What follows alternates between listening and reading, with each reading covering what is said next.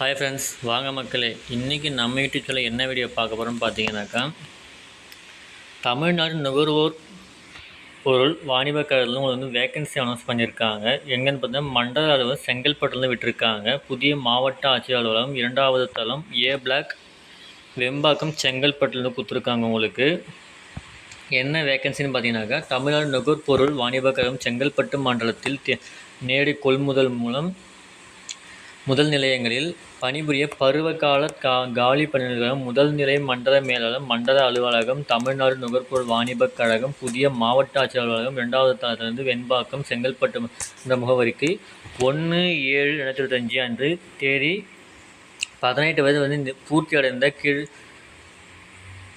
தெரிவிக்கப்பட்டுள்ள விவரப்படி கல்வித் தகுதியுடைய செங்கல்பட்டு மாவட்டத்தைச் சேர்ந்தவர்கள் மட்டும் உரிய கல்விச் சான்று, ஜாதி சான்று, வேலைவாய்ப்பு அலுவலக பதிவு செய்ததற்கான சான்று, குடும்ப அட்டை, இருப்பிடச் சான்று, வயது உறுதிச் சான்று, ஆதார் அட்டை மற்றும் முன்னாள் இராணுவ வீரராக இருப்பின் அதற்கான சான்று ஆகியவற்றுடன் 2 பாஸ்போர்ட் சைஸ் புகைப்படத்துடன் பதிவு அஞ்சல் மூலமாக விண்ணப்பங்கள் வரவேற்கப்படும் போட்டிருக்காங்க. சரிங்களா? ஸோ அந்த அட்ரஸ் நீங்கள் டேரெக்டாக அப்ளை பண்ணலாம். நீங்கள் அதுக்கான பதிவு அஞ்சல் பார்த்தீங்கன்னாக்கா, உங்களுக்கு Tamil Nadu civil supplies corporation manual and பேடி பெடிஷன்மெண்ட் கொடுத்துருக்காங்க பாருங்கள். அதுலேருந்து நீங்கள் பண்ணுற மாதிரி இருக்கும். பருவகால பட்டியலில் எழுத்தார்கள், அதாவது பருவகால பட்டியல் எழுத்தர்கள் மற்றும் உதவுபவர்கள் கல்வி மதிப்பெண் பட்டியலுக்கு 50% மதிப்பெண்ணும் நேர்முகத் தேர்வுக்கு 50 மதிப்பெண்ணும் கொடுத்து இது பண்ணுறாங்க. உங்களுக்கு என்னென்ன வேக்கன்சின்னு பார்த்தீங்கன்னாக்கா, பருவகால எழுத்தர், பருவகால உதவியாளர், பருவகால காவலரும் கொடுத்துருக்காங்க. 3 வேக்கன்சியாக கொடுத்துருக்காங்க. ஸோ இது பார்த்தீங்கன்னா முற்றிலும் தற்காலிகமானது தான். இது பர்மனன்ட் கிடையாது, முற்றிலும் தற்காலிகமானது. அதுவும் அந்த பருவ காலத்துக்கு மட்டும்தான் வேக்கன்சி எடுப்பாங்க உங்களுக்கு. இது ஸோ அதுக்கு தகுந்த பார்த்து அப்ளை பண்ணுங்கள். ஒவ்வொரு பையனும் தனித்தனியாக விண்ணப்பிக்கணும். அது தெளிவாக கொடுத்துருக்காங்க.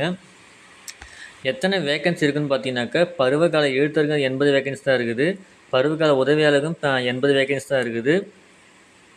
பருவகால காவலருக்கும் 80 வேக்கன்சி. இது பருவகால எழுத்தர் பார்த்தீங்கன்னா ஆண்கள் பெண்கள் உட்பட 2 பேரும் விண்ணப்பிக்கலாம். பருவகால உதவுபவர் பார்த்தா ஆண்கள் பெண்கள் ஒன்று விண்ணப்பிக்கலாம். பருவகால காவலர் மட்டும் பார்த்தா ஆண்கள் மட்டும் தான் விண்ணப்பிக்க முடியுது உங்களுக்கு. ஸோ அதுக்கான கல்வி தகுதி பார்த்தீங்கன்னாக்கா, பருவகால எழுத்தர் பார்த்தீங்கன்னாக்கா, நீங்கள் டிகிரி படிச்சிருக்கலாம், பொறியியல் படிச்சிருக்கலாம், 8ஆம் படிச்சிருக்கலாம். ஸோ அது தகுந்த பார்த்து அப்ளை பண்ணலாம் நீங்கள். அதுவே உதவுபவர்னா 12ஆம் தேர்ச்சி கண்டிப்பாக பெற்றணும்னு போட்டிருக்காங்க. அதுவே காவலர்னாக்கா 8ஆம் வகுப்பு தேர்ச்சி பெற்றணும்னு போட்டிருக்காங்க. ஸோ அது தகுந்த பார்த்து இது பண்ணிக்கலாம். நீங்கள் தேர்வு செய்யப்பட பணியிடங்கள் பார்த்தீங்கன்னாக்கா, என்னென்ன கேஸ்ட்டுக்கு எவ்வளோ வேக்கன்சி தெளிவாக கொடுத்துருக்காங்க பாருங்கள். எஸ்சி எஸ்டினாக்கா 7 வேக்கன்சி 8 வேக்கன்சியும் தெளிவாக கொடுத்துருக்காங்க. ஸோ அதுக்கு தகுந்த மாதிரி யாரெல்லாம் எலிஜிபிள் இருக்குங்களோ கண்டிப்பாக அவன் அப்ளை பண்ணிக்கலாம். இதில் இன்னொன்று பார்த்தீங்கன்னாக்கா, வயசு கொடுத்துருக்காங்க பாருங்கள்.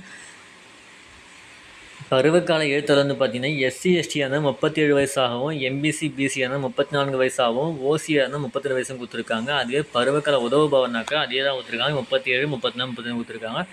காவலர்கள் அதே தான் கொடுத்துருக்காங்க. உரிய விதிகளின்படி அரசால் நிர்ணயிக்கப்பட்ட வயதுகள் மட்டும் அனுமதிக்கப்படும் கொடுத்துருக்காங்க. உங்களுக்கு இந்த பருவ காலத்தில் கொடுக்குறாங்க அதுக்கான சம்பளம் எவ்வளோன்னு பார்த்தீங்கன்னாக்கா, குறைந்தபட்சம் உங்களுக்கு 5087 ரூபா கொடுக்குறாங்க உங்களுக்கு. சரிங்களா? அதே உங்களுக்கு அதுக்கப்புறம் அலோன்ஸ் கொடுப்பாங்க. அதெல்லாம் சேர்த்து பார்த்தீங்கன்னா 5200 கிட்ட வரும் உங்களுக்கு. ஸோ அதுக்கு தகுந்த மாரி உங்களுக்கு மாற்றி தான் கொடுப்பாங்க உங்களுக்கு. ஸோ அதுக்கான விண்ணப்பிக்க கடைசி தேதி பார்த்தீங்கன்னாக்கா 7/10/2025 கொடுத்துருக்காங்க. அன்றைக்கி மாலை 5 மணிக்குள்ளே நீங்கள் விண்ணப்பிக்கணும் இது உங்களுக்கு. சரிங்களா? ஸோ அதுக்கான விண்ணப்பம் பார்த்தீங்கன்னா, நீங்கள் நேரடியாக போய் அந்த கொள்முதல் கம்பெனிலே கேட்டிங்கன்னா கண்டிப்பாக கொடுப்பாங்க. ஸோ அதுக்கு தகுந்த மாரி நீங்கள் அப்ளை பண்ணிக்கலாம் நீங்கள். ஸோ இதான் ஃபர்ஸ்ட் உங்களுக்கு இன்ஃபர்மேஷன் கொடுத்துருக்காங்க. ஸோ அந்த இன்ஃபர்மேஷனை பிடிச்சினா லைக் பண்ணுங்கள், ஷேர் பண்ணுங்கள், கமெண்ட் பண்ணுங்கள், மறக்காமல் சப்ஸ்கிரைப் பண்ணுங்கள். அப்போ தான் நெக்ஸ்ட்டு ப்ரோக்ராம் இன்ஸ்டன்ட்டாக கிடைக்கும் உங்களுக்கு. Thank you friends.